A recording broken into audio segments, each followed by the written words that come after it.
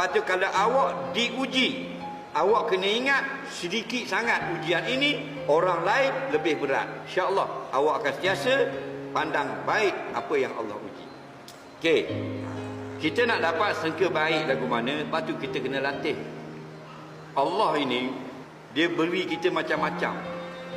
Yang banyaknya ialah kebaikan, dan keburukan itu adalah sedikit. Yang sebenarnya di dalam keburukan itu ada nikmat. Faham lagi?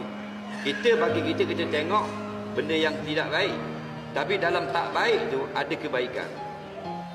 Contohnya, kamu tidak kaya menyebabkan kamu dapat hadir di majlis ilmu. Kalau kamu seorang billionaire, awak boleh mari apa ni?